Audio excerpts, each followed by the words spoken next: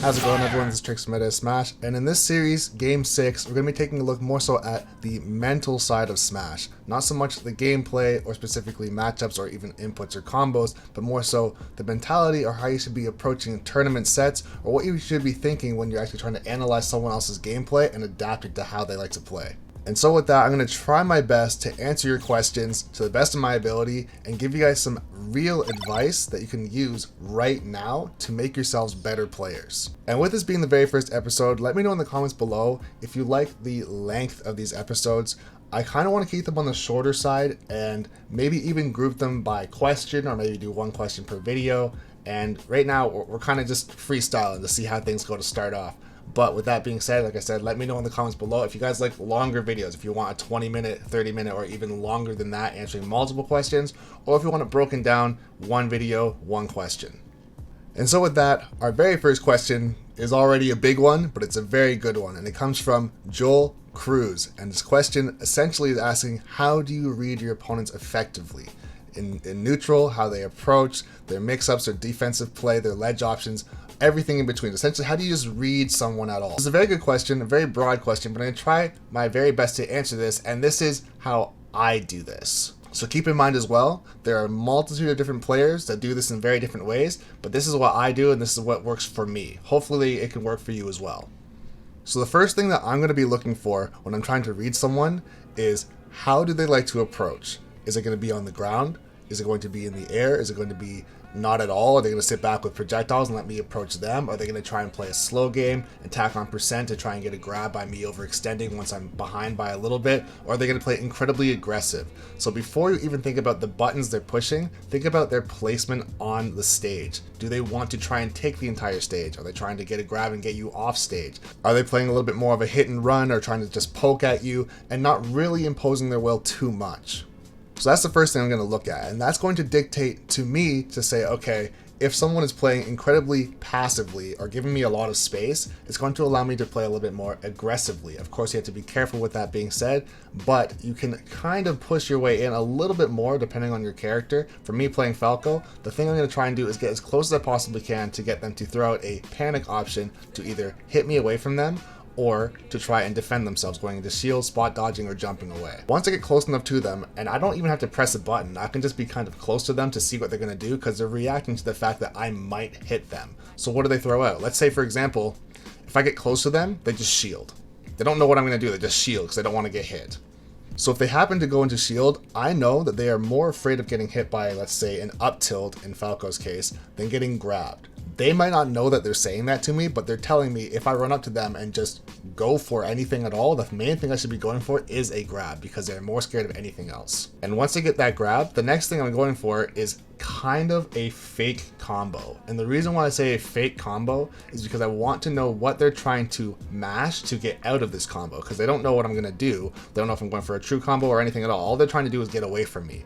This is probably one of the most important points in the entire match, or in most cases an entire set, to see what are they mashing to get out of things. Are they holding air dodge? Are they trying to come down with a nair? Are they trying to use a special, like let's say a Luigi down B or some sort of up B, or just something to get out? Are they trying to jump out of the combo? That's the main thing I'm going to be looking for. And once I've seen, let's say for example in this hypothetical, I've done an up throw and I'm trying to go for an up air, and they are trying to air dodge. That's all they're trying to do. And I might even drop this next part of the combo on purpose to see, did they do a directional air dodge or a neutral air dodge? Did they air dodge to the wide side of the stage? Did they air dodge and try and cross me up? Did they air dodge to a platform? All of these things are super important to try and remember, because in the future there's a very good chance that this is going to happen again. And I say this because there are certain sequences or patterns that happen in a game that you can trigger to have your opponent just do out of habit or subconsciously, that they don't even realize is happening. So for example, like I said, if I do an up throw into up air as Falco, and I know for a fact that they're going to air dodge to try and get out of it, if they happen to see the exact same situation unfold in front of them again, very, very strong chance they're going to do the exact same thing to get out of it, especially if it worked the first time. And then so from there, I know for a fact that if they are mashing air dodge, what I've done in the past too is I will try something else. Let's say if I go for an up tilt and I know for a fact that they're going to air dodge, I've got an up tilt into a charged F smash, which is not a true combo, obviously. However, if I know for a fact from the previous information I got from the up throw that they're trying to air dodge away from me in some way, I can now make a read based on that. And this is one of the ways we're going to mold our playstyle to adapt to our opponent. But of course, it's not always going to be that simple. If they are in fact trying to mix up their own gameplay, they might try and jump out afterwards. If you're fighting a Joker, they might do guns down, Rebel's Guard, or if it's some other character with a counter, or if they have multiple jumps, they might stick towards one of those other options. But these are all things you should be trying to pay attention to. No matter what it is, you want to try and track it to the best of your ability. And that's something I've done in the past, or I still do to this day, but when I'm doing my coaching, I'll say to somebody, okay, I'm tracking everything I do that works, everything I do that doesn't work, everything you do that works, and everything you do that doesn't work. Because all 4 of those things are incredibly important to recognize in the future, okay, here's what they're probably going to do because they got away with it, and here's the thing that they are afraid of because they didn't get away with it. So another place that I really like to try and find my opponent's habits, and this is a huge one that a ton of people miss, is in tech chase situations. So if you have a move, and I'll keep on using Falco as my example, if you have a move like Falco's forward tilt that sends someone at a low angle that just knocks them down, sometimes I'll just dash up to them and do nothing, just to see what they're going to do. Do they roll away? Do they lay on the ground? Do they tech in place? Do they do get up attack? Do they roll in? All these things are going to be important because what I'm trying to track is, okay, let's say I hit them with a forward tilt, I dash towards them, and they roll away. Okay, so I know that they like to roll away because that feels like the safe thing to do. And I'm going to also pay attention to where on the stage I happen to hit them away. So if I hit them away at mid stage and they get towards the corner and they roll into the corner rather than onto the stage even more so, I know that they just naturally have the habit to roll away, because realistically, if you're in the corner and you roll away, you're going to roll to the ledge and you have no distance when you do that. It's just a natural habit. A lot of players that do that are going to get killed, especially if they fight against a player who plays someone fast. Someone like Roy, ZSS, or Fox, or even Joker. So for example, if I'm playing as Falco and I want my opponent to roll in so I can get a better punish, I'm going to pressure them into the corner even more so by, let's say, hitting them down with forward tilt and then immediately running at them. And so I'm going to squeeze that zone, so when they have to make a decision to tech, either tech roll away, tech roll in, or whatever it might be, the space in which I am away from them is substantially smaller. So now, if they're already at the corner, and I'm right beside them, rolling away does nothing.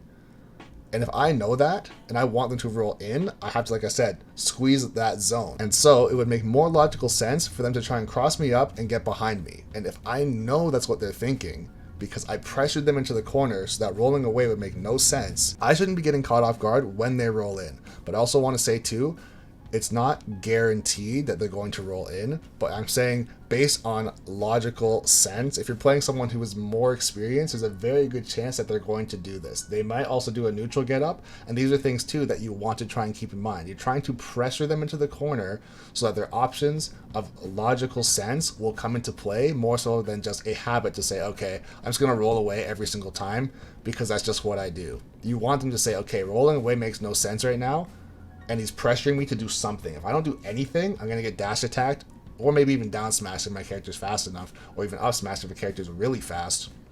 So I had to do something to defend myself. And so here's another moment that I try and read as well, saying, okay, when I pressure them, and I'm trying to get them to roll in, did they actually roll in? Did they still roll away because they aren't actually paying attention? Did they go for a get-up attack because I'm so close to them that they think that they can hit me? Or did they do neutral get up or whatever it is? Whatever their option is, when I try and force that specific scenario, that's super important to pay attention to, just like the up tilt or the up throw into air dodge and wait. And so this is another thing too, kind of going back more so into a labbing side of things, is if I pressure somebody into the corner and I want them to roll in, I have to already have an answer for when they roll in. Number one, I shouldn't be caught off guard because I'm pressuring them because I want them to roll in. So if they do roll in, I shouldn't be surprised by any means because I wanted this. And also when they roll in, I should already know in advance what I'm going to do to punish that roll. Am I going to down smash? Am I going to F smash? Am I going to go for a pivot grab? Depending on the percent as well, what do I want? So when they do roll in, I'm going to get something that makes sense. Because if I do all this work to, let's say, knock somebody down, get them in the corner, pressure them, get them to roll in, I get the roll in. And if you dash forward and then dash back and you miss space your punish, and they do happen to roll in, but you completely miss, there's a very good chance, like I said, since you showed your hand, they're not going to roll in again because they might have gotten away with it once. And like I said before, those 4 things, something that they did that did work, which is rolling in, and they got lucky. you have to pay attention to that, and also hopefully they are paying attention to that too, because if they got away with it and you did dash back and F smash or go for a grab, whatever, and you missed, very good chance they're not going to do it again, because they're like, wow, that was lucky. And there are many different examples I could use for tech chasing. One of the things I really like to do as Falco as well, and you can apply this to any character, but like I said, I'm going to keep him as my main example just to keep things flowing simply and having some consistency with my examples. When I knock somebody down and get them into a tech chase situation in the middle of the stage, I will always pressure them, and then I will do a short hop, a short empty hop. And the reason for this is, if they happen to roll away from me, I still have my momentum going towards them. If they happen to do a get-up attack, I do my jump, and I will be above their get-up attack, in which case I can get a grab or down tilt or potentially a down smash when I land. And if they happen to roll in, they will roll underneath me, in which case I can turn around and get a grab. Also, if you're someone who's ever played against me, you'll notice that I'll go for a knockdown with a forward tilt, I'll dash towards you, and then I will jump back with a short hop dare, because I'm anticipating a roll in. That's what I'm looking for. And I've tried to get you to roll in by pressuring you into the corner. And if I make that situation happen and you happen to roll away because you didn't know what I was going to do, I didn't know what you were going to do, I was making a very hard read in that case. It's not very often you actually get that unless you 100% have the download on somebody. But if you see that situation happen, there's a good chance that I was trying to condition you to roll, or you had rolled in the past. And if you do happen to roll away, the next time I'm probably going to go for a dash attack or a phantasm to catch your roll away. And like I said before, this tracking of movement and tracking of options, it goes on forever. It is honestly something that is ever changing, and this is what makes a pro player a pro, is that they are adapting and paying attention to your options of what things do and don't work, their own options of what things do and don't work, and it is changing all the time. And the creativity that they use for their punishes based on your habits is through the roof. A lot of top players will also use a lot of misdirection, or if you've ever taken coaching, I've referred to this as smoke screening. They will throw out a ton of different options to potentially cover 4 or 5 different options that you could choose, and only make one seem like the obvious thing to do to escape their pressure. But in hindsight, they are actually only looking for you to do that one thing. That's why it feels like in a lot of situations that you just roll into stupid things, because they've covered everything else and it felt like rolling in was the only safe thing. This is another trick that a lot of top players use to try and pressure you into showing your hand. This is a term you're going to hear me say a lot, and I can give you an example of this as well. So if you've ever fought a Peach or a Young Link or someone who has an item that they can throw straight up and it can come back down, a lot of players will do this on the ledge, especially in the neutral get up or get up attack range, where they'll take, we'll say with a Young Link, they'll take the bomb, they'll throw it straight up off screen, and you can't see where it's going at all.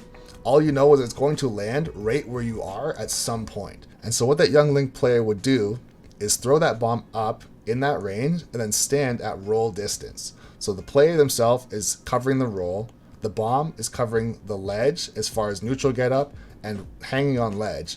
And if you jump, there's potential, since the bomb is off state or off screen, you might jump into the bomb. So one of the most common things a lot of players will do is like, okay, well, I'm just going to neutral get up and then shield. So I'm not going to get hit by the bomb, and I'm not going to roll into an F smash. But that Young Link player wanted you to do that. They wanted you to get up and shield so they can grab you and throw you off stage and do the same thing over and over again. So now you have to pick a much more risky option and try and almost guess your timing to get past everything at once and then hopefully get on stage unpunished. So that's just one very simple but very effective example of smoke screening or misdirection, as far as the Young Link player did not want to hit you with the bomb. They didn't want you to roll. They didn't want you to do any of that stuff. They wanted to get a grab. If you happen to get hit by any of these other things, that's a bonus. But they just wanted to grab to throw you off stage and reset the situation. Of course, there are some characters that can do this substantially better than others. Some characters are ridiculously good at ledge trapping, someone like Snake or like Villager, where they have, or even Breath of the Wild Link, where they have items or bombs or projectiles or things that can stay on the ledge for a very long time. Isabel's another character that can do that. I know we don't see a lot of Isabel out there, but again, an Isabel that can ledge trap you into infinity with crazy misdirection, it feels like you roll into stuff all the time and you just die. It's like, all right, sick. And yes, with that, I think that's going to be it for the first episode of Game 6. This is kind of a multi-part question. Really good question. It's very broad, like I said, to begin with, but I try my best to give you guys examples as much as I can and try and give you some experience as far as what you want to be looking for. So let me know in the comments if you want more questions per video. Once again, like I said before, please let me know what you guys think as far as the duration of these videos. Do you want to sit down and hear advice for an hour, or do you want to try and keep them more short and sweet? All your feedback is definitely appreciated. And lastly, be sure to leave your own question for future videos in the comment section below. Of course, some questions are going to be a lot easier to answer than others. Some of them I might be able to get multiple questions into one video, and some might be like this. This was just luck of the draw that this happened to be the very first one. It was a good solid question to start off with. Hopefully you guys got some good information out of it. Anyways, once again, this is Trixx from MoS Smash saying thanks for watching the video. Be sure to subscribe to the channel for more videos just like this.